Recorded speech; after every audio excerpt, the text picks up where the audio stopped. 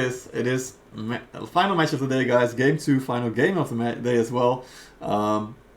Odin's Legion on the attack this time. They are ahead against Bondguard on the defense. Let's see if Bondguard can tie this match up. And if not, we've got a very interesting standing at the end of the day, I'm sure. Alright.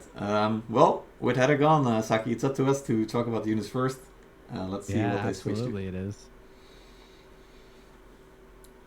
We are seeing from the both sides here, Dova back on that spear, but they no longer have that bow equipped on that side, so that's good at the very least.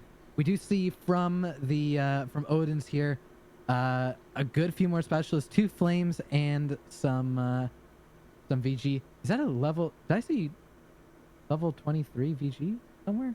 Hold on, I thought I hovered over that for a second. That would be interesting to say the least. On the Bondguard side, I'm seeing surprisingly lots, like 2 alchemists actually. Oh no, that's being switched out, right? No alchemists. Oh yeah, Energy Wyvern, level 24 Varangian Guard. Oh wow, well let's see if that makes a difference then. It should be. That does make a difference, yeah. But a lot of Reapers on the side of Pongard though. Yeah. Not as many specialty units as I'd like to see from them. Yeah, Bondguard definitely going back to the old NA style of lots of infantry here. I wonder if we will see the Sally from them though.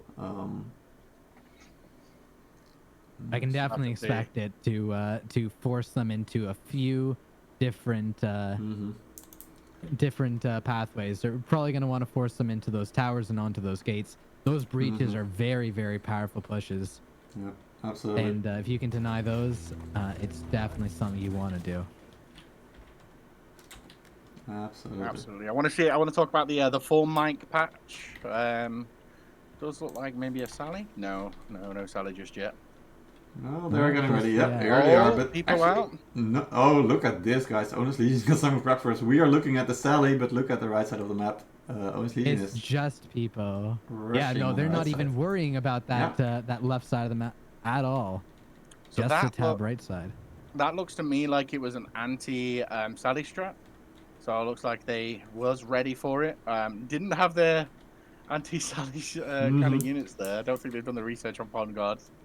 Yeah, it's kind of surprising, not gonna lie. I mean, the breach it's not like you can force the breach to go down much faster than it is going at the current pace, especially if you're not using any traps on it, and even those won't really make it go down extremely fast. You're not winning any time, so...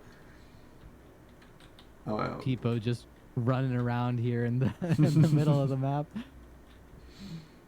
I mean, that's exactly what he's got to do. Exactly what he's got to do. He's got to be a nightmare. Yep. He's got to drop them. He's doing what dual blades do. They did let them get that free cap on that back supply point on the tab right side, though. They're not exactly doing anything about it. Yeah. And for now, it looks like they want to keep the breach alive or not. Seems like Billy D is keeping eyes on that in the back here.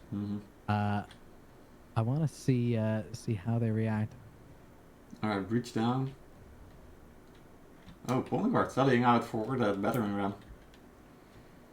That's an interesting play. Yeah, that definitely they're looking to deny that that battering ram. I mean, it's they really don't want that to land. Yeah. In fairness, all they're going to do is delay it from hitting rather than it. I wonder, it's just a single meter. They really want to stop this from reaching. If we have shields coming to help push it. But yeah, I think they're going to get... there's not enough already there. There's not enough anything to stop the battering ram from actually landing, and it breaks the breach. Good, quick reaction from Odin to actually help with battering ram. Now we do see a few people coming along to the backside. There is a glaive back here. It is Pintero, or I'm saying that wrong, I guarantee it. Over here on the backside, getting caught out by this pike here, by Pyan and Takedown here. Yep. He's gonna lose his life kind of for free. Exactly. Yeah, that's gonna be a free pickup here. Odin's Legion meanwhile moving into the supply point, switching to some new units there. They're gonna take their time again. I mean, it's still 10 minutes on the clock. You got plenty of time on this map, so just one death won't make a huge difference. But we've seen in the last match that it actually can matter if you have to get back on that point as quickly as possible. Taking that back home point, kind of the way that teams have been doing like all games, apart from Pledge and Surfstairs, kind of wanted to see where they want to fight. Mm-hmm. Whether they're going to opt for that middle fight or whether they're going to try and go for that supply with the block already. But this is on Pond Guard to match this. But they are set up defensively standard. So on each side of the gatehouse, we've already got teams moving from Odin's Legion, and they're going to start at least on the middle street. Mm-hmm. Yeah, we're seeing lots of Ferengi and lots of shield mains on Odin's Legion side. Actually, I don't think I've seen any cav aside from the Chevaliers. Yep. So very infantry heavy this fight. It's going to be probably a really big clash here. Pond Guard getting set up. I like their current setup as is. They're feeling very fluid. They're feeling like they're ready to react to wherever Odin's decides to push. And it seems like they're committing over to that supply side now. Only moving slowly though, kind of baiting them to set up on that supply. It is further away, and that is a trip that will hit. Only a few of them though. I think a little bit as I was talking earlier. It was a bait though. Yeah. They're trying to get Look at this. PG here to initiate on them. They don't want to initiate this fight. Odin's getting some cheeky caps on the final point. Just a few seconds by the dual blade there. Moving Pond Guard out of position though. Mm-hmm. Some Slayers slower to react, and actually going on opting for the backside of the supply rather than the actual street. This is good. They've got a 5-man with Ruffle, Dan, RG4, and Lord Valkyrie. Not so much of a setup from Pond Guard just yet though, however. Yeah. I like what Odin's doing. They are still blocking off the central point, so that means that Pond Guard is gonna have to take the long route if they want to flank here with their cav. Flames. They're getting some forward. pretty good. Those are some good flames, actually. They're stopping anything coming through. Just a little bit area denial. Oh, the cav! Excellent cav this guy's charge. gonna be stopped. Well, I think they got through a few of those Modal before they were set up. But Odin's is definitely pushing pretty well onto the right side here. A little bit of a team trap, though. War through flames, though. That is going to get a lot of value. Ruffle trying to get onto them. Not with much luck, however. Oh god, seeming just to kind of wipe and bring it round. Yeah, we're starting. And a small back charge here. Yep. Now they just need to kind of Cleaned hold up. out as long as they can on this supply. They can't die too easily. They need some air kills to actually die, and then some of them just to kind of delay so they can get that A push through the gate. Those they're doing flames good work getting though. They are light. slowly winning. Yeah, they are slowly winning. But yeah, no, it seems like Odin's is doing what they have to. But it's going to be, it seems, a similar situation to the first match here, where the reinforcements, they're just not able to close out that supply point quick enough. Flames from Heihachi actually going to get taken down, however. 1 or 2 of them flames have been lost. Just walking through the gate on their own. Odin's Legion is grouping in the gate and they're starting to push on that A point now. It's only 1 hero left on that A point, or unit left from Pond Guard. Pond Guard has taken way too much time to clean up that supply, and they still haven't. Unfortunately, instead of a Fort Pike, it is a ISG here on A point, not holding nearly as long. Let's see if they get that 99% cap. Pond Guard opting to take this fight, however, though, with the Chevaliers going through the middle. No anti-cav that I can see of Azu. Yeah, that just wipes through the middle. Oh, wow, that's amazing value for Odin's Legion, actually. Yeah. Bringing just down this cav. They are slowly wiping them down. Oh, actually. Stars from the sides. Yep, they're coming. I saw it. Ideal position for the charge. Oh, they just barely don't get through. They're stopped here. Farfu looked like he was actually debating whether to go in or not. He was changing the direction slightly. Odin's Legion is slowly grinding this out, I feel like. Almost getting it. Pond Guard retreating some of their players. Inching on the point, and they do close out that cap. All right, let's see how they maintain the momentum here. They seem like they're going to. They have a lot of cav pulled right now. A lot of that's fast-moving a big units. charge from Jet Li, though. Yeah, they're Got definitely all rushing the of that. final cap. This might be a mistake though. We've seen on so many matches that the attacking team is taking the momentum to the final cap, and that is where they then, with like half of their units, actually get clean, and then it goes back into favor of the defender. But both teams are going to have to raise some... Intero and Odin already on a home Yeah. cap, by the way. We only C4 and God's King Azora to kind of come with Zedrus and Leroy. Exactly, but I feel like this is definitely in favor of Pongard. I feel like these units from Onus Legion, they're not getting the support yet from their team. They're still clearing up some of the berserkers in the back, so Pongard is getting some free unit kills here. You gotta love when Kaldra monks are killing shield maidens. That's my favorite trade I've seen this entire time. But looks like they're setting up in that far left alley here, ready to set up an actual push on the point. They didn't get nearly as much value out of that push onto home point as they might have wanted to. Maybe like a 2% cap. Yeah, Pongard bringing out the praying bees here with the Kutchel monks. They're gonna need them because they are definitely not in the lead right now. We're gonna have to see if Onus Legion can make a really good approach on this one. They're the first team to group on the left side, by the way. At least for now.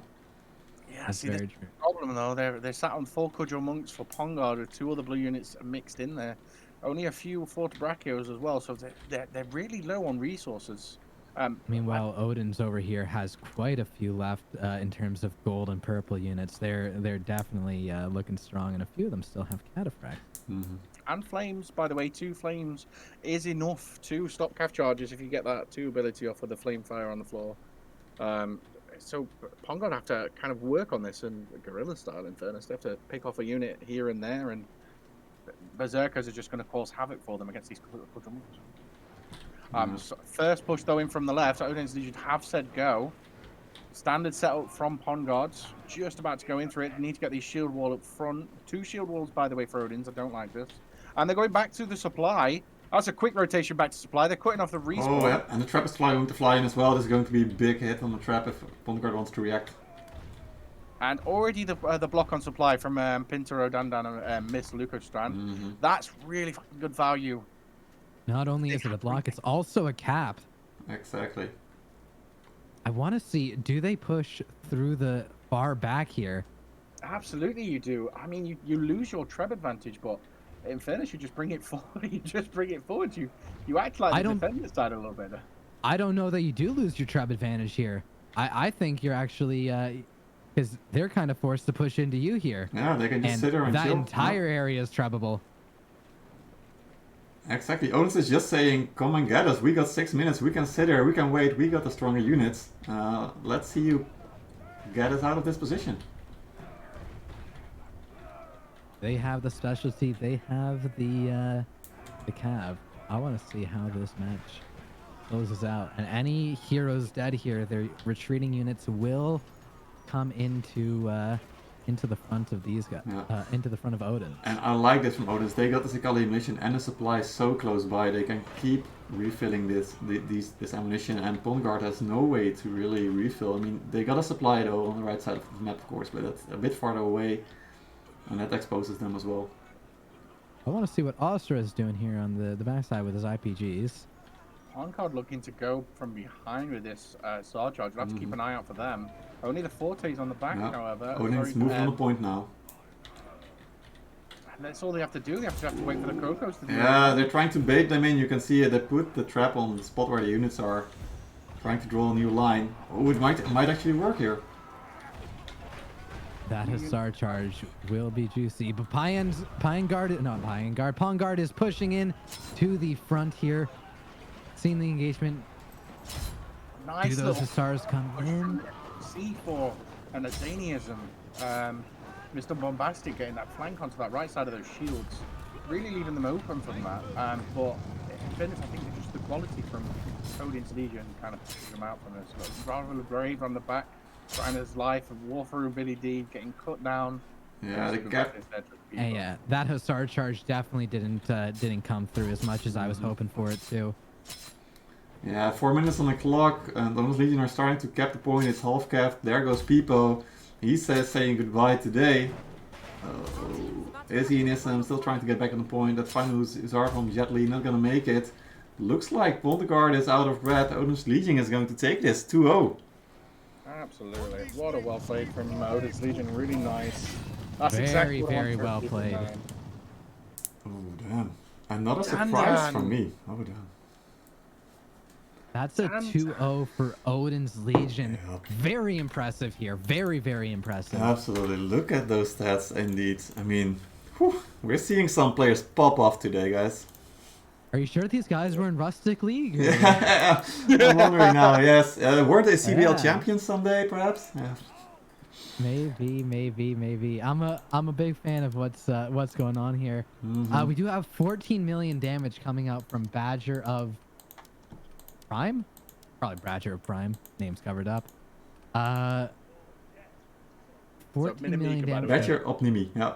14 million, yeah.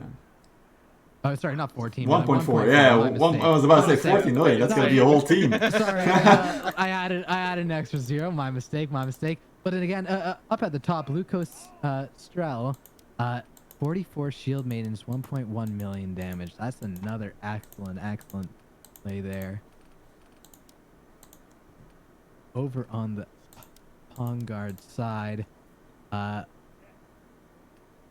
what can I find here?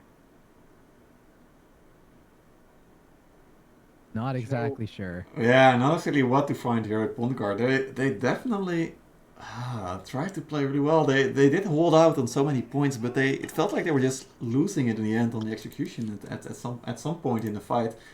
Odin's Legion were just playing so patiently with all the engages that they did. See, I think it's actually Pongard love to do these big 15v15s, right? They're just like Argonauts in the way that they like to play.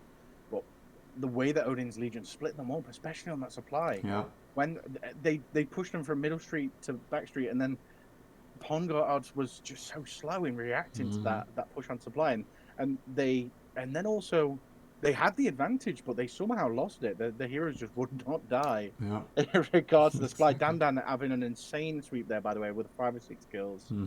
Yeah, Jesus Christ, well played. I did not expect this result. I'm every credit to Odin's Legion and Pongard's. Actually really well played, but it doesn't look like that Peen effect has hit you just yet. Oh yeah, but by no means are these guys like bad teams. Like as much as we say this, that, or the other about Pongard, they're still like a top level team, a very professional team that performs a lot better than well, let's call it the viewers at home.